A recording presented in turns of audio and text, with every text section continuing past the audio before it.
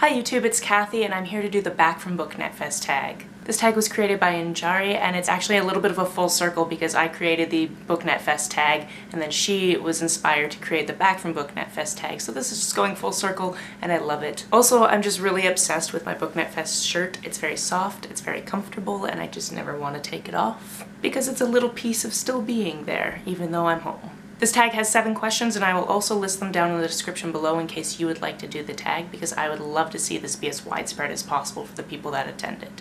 Question number 1 is describe your experience at Booknet Fest in one word. Best. Yeah, I don't know if we're supposed to use qualifiers, but I think best is the word. I had the best time. I really enjoyed meeting everyone, seeing everyone, talking books, talking about books. It was the best. Number 2 is what was your favorite session and why, and I'm going to give you my biased answer and then give you my I can't decide answer.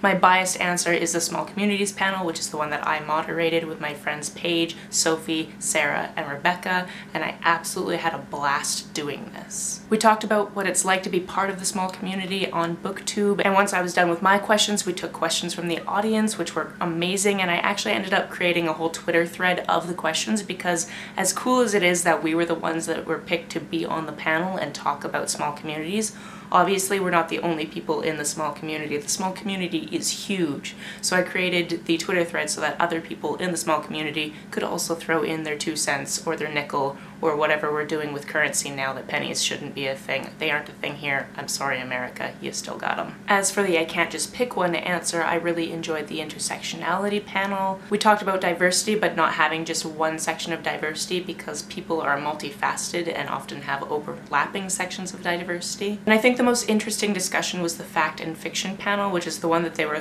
the most scared of doing, and it's talking about where is the overlap between a garbage human wrote a thing but you enjoyed the thing. There's so much nuance to that discussion. It's really by a case-by-case basis and it is fascinating to talk about. Number 3 is what is one way that Booknet Fest has contributed to the growth of your BookTube experience, and it's the interconnectivity of it all. Often, especially when you're starting out, it can seem like putting out videos is just like saying things into the void, and you might not get a lot of interaction from those videos even if people are watching and enjoying them and having the same or similar thoughts. But having people converge on one location is just the best. Again, I don't know if I can say anything else besides it is the best. Seeing people in person, getting to have interactive conversations in real time instead of just textually in the comments, it fills my heart with absolute joy. What was the most enjoyable non-bookish activity that you participated in at Booknet Fest? Every single night I ended up in this very large villa room, which when I go next year I'm getting one of those villas because you get a full kitchen, there's a dishwasher, it's wonderful. But my friends Rebecca and Sarah invited everyone over to their villa and many people came, and it was kind of the same people each night with some additions here and there. We drank wine, we talked about books, we talked about life, we talked about everything. It was just the best. Usually I am not the type of person to go to very large parties and I get lost in them, but this was just somehow easier because I feel like a larger percentage of the group as a whole was introverted or understands introversion, so it was just a lot more chill. Sure, it got loud and it got silly at times. For sure it got silly at times. We did some very drunken yoga at 2:30 in the morning on the last day. It was really just taking it from everybody attending in the lobby to a smaller group of people, and that's not because I wanted it to be exclusionary, but just so it was easier to interact with people. Because when we went to the meet and greet and it was suddenly all of these people and it's like, well, I'm just gonna walk around until I make eye contact with somebody and or just stand next to somebody I already know. And even though I tried to push myself out of that and talk to people I didn't know, there's some comfort to coming back to the people that you do know and then trying to go back out and meet more people. And just having this one central location where I could show up, I could see the people, and then I could also leave when I needed to, which, let's be honest, was the end of the night every time. For some reason, it's because I came from the West Coast and my little old lady body was like, well, I'm 3 hours in the past. It's fine. 3:30 in the morning? That's only half past midnight. It's fine.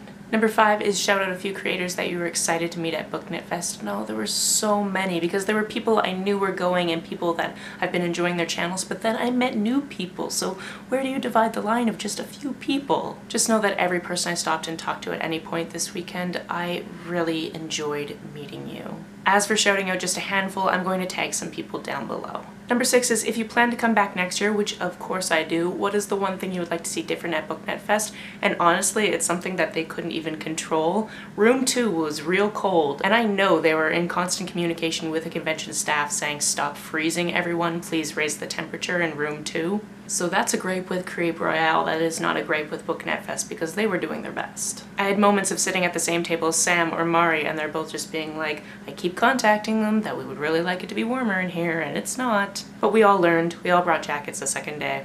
It was fine. The second day just got that much cozier. And finally, number 7 is, what exciting initiative is coming up on your platform that you would like BookNet Fest attendees to support? I recently realized there's an infographic for the best time to post videos so that people see them within the first 24 hours and click on them, so that YouTube will have more engagement around your videos, or at least recommend them a little bit more. And of course, I've been posting my weekly wrap-ups exactly when you shouldn't if you want to take advantage of that algorithm. Going forward, I think I'm going to try to post them on Sunday, which is the day I shoot them, instead of on Monday, which has always made the most sense to me, but makes little sense to YouTube viewership because people go to work or school or whatever. So if you enjoy a weekly format wrap-up of everything I read, watch, and listen to, it would be lovely if you would support me in that. Also, I recently realized that I am very close to the 1K subscribers mark, and I made a 1K Q&A and giveaway announcement video, which I will link up here and down below. Basically, once I hit the 1K, I'm going to do a Q&A, and I'm also giving away a book. So if you ask a question in that video's comment section, you are entered in to win my favorite book of all time,